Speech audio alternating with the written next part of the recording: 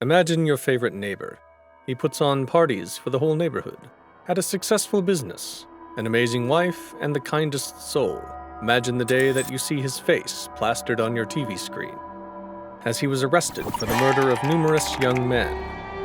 Jhon Wayne Gacy had a stellar reputation in his neighborhood, known amicably as Pogo the Clown. No one would have expected the malicious crimes that he committed behind closed doors. It was 1968 in Waterloo, Iowa. Two high school boys entered one of their favorite restaurants after school. They found a place to sit, unloading the day they had just endured. It was then that 26-year-old John, the restaurant manager, approached the two friends. They talked for a while, sharing teacher complaints, successful deadlines, and gross lunch food stories. Everyone knew John and everyone loved him. They talked frequently when the two came to visit the restaurant, and they even got discounts sometimes. They never foresaw the type of malice that John was capable of. As they talked, John invited the two over to hang out. The boys were pleasantly surprised with the thought that an older guy thought they were cool enough to hang out with. They agreed to meet up with Gacy after he got off work. When the boys arrived at John's house, they were immediately invited inside. John wasn't just a stranger they saw at the restaurant sometimes. He was a loving family man, with a wife and two small children running about. John invited them into his garage to have some privacy from the rambunctious energy of his children. John offered them both a beer, and they nodded in delight. John was so cool, and even better, he thought they were cool. They hung out, drank beers, and talked about different topics. When John asked if they wanted to watch a movie, they were excited to see what he would choose to put on. They looked at each other in confusion when John had put on an explicit sexual film. What if his wife walked in, or his children? John assured them that it was normal, that all real men watched films like this. The boys were definitely uncomfortable, but they thought that maybe he was right. Maybe this is what grown-ups did. They knew the line had been crossed when Gacy initiated sexual contact with them. They got up and tried to politely bow out, but Gacy grabbed one of them, wrapping his hands around his neck. When he was finally able to squirm away from Gacy's grip, the two ran as fast as their legs would carry them out of the house. They immediately told their parents of the horror they had just endured. This was the beginning of Jhon Wayne Gacy's sick, twisted urges that would continuously worsen as years went by. His wife, Marilyn Myers, still couldn't comprehend the events that had occurred when Gacy was sentenced to 10 years in prison for his assault on the high school boys. She couldn't stay with a man like this, or expose her children to him. She divorced him while she could, while he was still locked behind bars. 18 months had passed before Gacy was released on parole, being quoted as a well-behaved model prisoner. Hopes were high for his chances of rehabilitation. He relocated to Chicago, where he worked hard to rebuild the reputation he had lost. But he didn't stay out of trouble for long. Besides an additional sexual assault charge that was dropped, John was able to stay under the radar. Gacy tried to hold off for as long as he could from another offense, but he failed to refrain from the evil that thrived within his heart. Nearly 4 years after his first offense, he lured another boy into his home.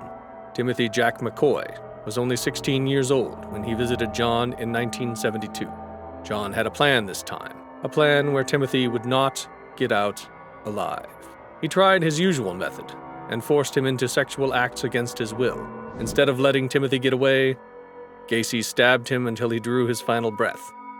This way, John would never be caught, never again enduring that day in court or those torturous months in prison. As time went on, Gacy edited his craft to keep his monstrous side a ghost in the dark. He worked hard to rebuild the reputation he once had. He threw block parties and attended charity events, dressing up as Pogo the Clown to entertain the children. He smirked to himself every step of the way, knowing that he was winning over the hearts of his neighbors and victims. As Gacy rose to a small type of fame in his neighborhood, he eventually became the charitable boss that would hire young boys to work for his construction company. He reveled in his own cleverness, hatching a system that would automatically draw unassuming victims to his lair. It was the perfect plan, and he would never be caught, even after he had taken the lives of over 20 young men.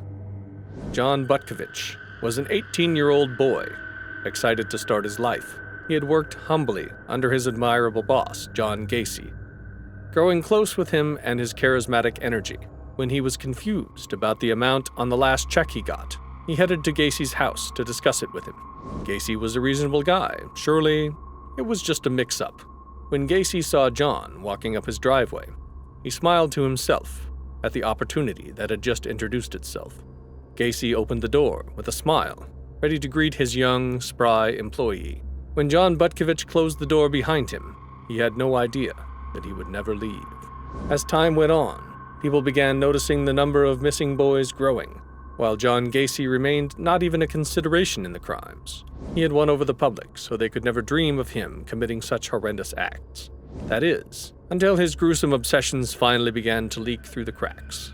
In December of 1978, 15-year-old Robert Peist was struggling to find a way to make money.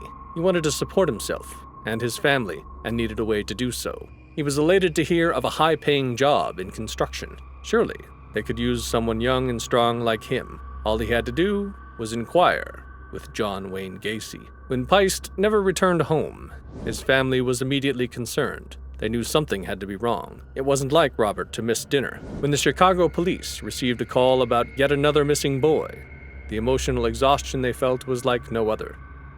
Every time they received another missing persons report, they felt the weight of their own failure pile on their shoulders. They had no leads, they had no evidence, they had nothing. But they had to keep trying. They could not rest until they got to the bottom of these disappearances.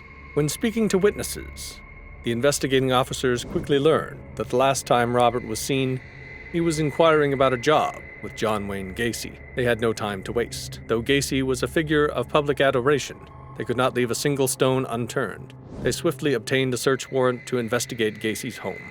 When the officers entered his home, they first did not see anything out of the ordinary. It looked like any single man's abode, a lack of tidiness and the faint, foul odor in the air. The officers were almost ready to leave when they noticed something hiding under a piece of mail on the table. It was an ID card. One of the officers picked up the card and examined the contents. The name on the card read Robert Piet. The two nodded to each other, knowing their search was far from over. As they looked through the house, they found the IDs of more missing young men, and the foul odor in the air only became stronger as the realization settled in their hearts and minds. They knew they had to find the source of the smell. It was in the crawl space under Gacy's house they would find the remains of Robert Piet, as well as numerous other people. It didn't take long for Gacy to confess every single detail of his crimes. He knew that he had been caught, and there was no way out of it this time. In 1981, he was found guilty on 33 counts of murder and was sentenced to death. Jhon could no longer hide behind his clown suit or his made-up persona. Jhon Wayne Gacy spent 13 years on death row before his end. John Doe victims of his are still being identified, even as recently as 2017. Our only hope is that all the friends and families of each victim can find closure through the horror they endured at the hands of Pogo the Clown. How did Gacy get away with his crimes for so long? Let me know what you think in the comments. As always, don't forget to like, subscribe, and hit the bell notification to see more videos just like this one. Until next time.